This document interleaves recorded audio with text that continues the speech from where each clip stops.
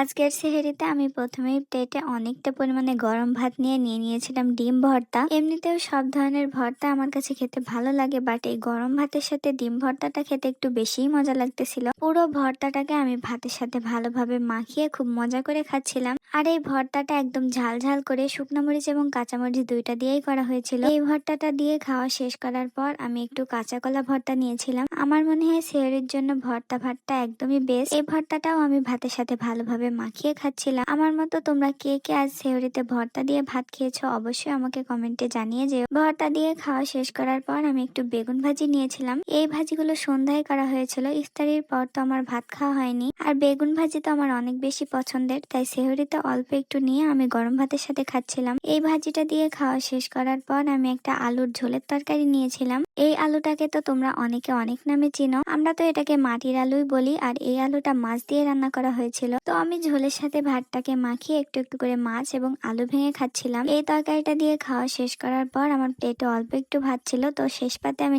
নিয়েছিলাম একটা ডিমের ঝোলের তরকারি। এই ডিমটা টমেটো দিয়ে একদম ভুনা ভুনা করে রান্না করা হয়েছিল। ডিমের সব ধরনের তরকারি আমার কাছে খেতে অনেক বেশি ভালো লাগে, তবে আমার বাড়িতে এই ডিমের ঝোলের তরকারিটা কেউই তেমন একটা পছন্দ করে না, যার কারণে এই ডিমের তরকারিটা বাসায় খুবই কম রান্না করা হয়। পুরো রমজান মাসের সেহরিতে আজ প্রথম আমি ডিম দিয়ে ভাত খেলাম। প্রথমেই পুরো ভাতটাকে আমি ঝোলের সাথে মাখিয়ে একটু একটু করে ডিম ভেঙে খাচ্ছিলাম। আর আজকের এই তরকারিটা খেতে অনেক বেশি মজা হয়েছিল। আমার মতো তোমরা কে কে ডিম লাভার আছো অবশ্যই আমাকে কমেন্টে জানিয়ে যেও। তো লাস্টে প্রতিদিনের মতো আমি প্লেটের মধ্যে অল্প একটু ভাত নিয়ে তার মধ্যে লবণ এবং একটা কলা দিয়ে মাখিয়ে নিয়েছি অনেকটা পরিমাণে টক দই। দেন আবারও সবকিছু ভালোভাবে মাখিয়ে আমি খুব মজা করে খাচ্ছিলাম। দুধ ভাত বা দই ভাত আমার সারা বছরই কম বেশি খাওয়া হয়, বাট রমজান মাসের প্রতিটা সেহরিতে একটু বেশিই খাওয়া হয়। তো এই তো আলহামদুলিল্লাহ আজকে সেহরিতে আমি এগুলোই খেয়েছিলাম।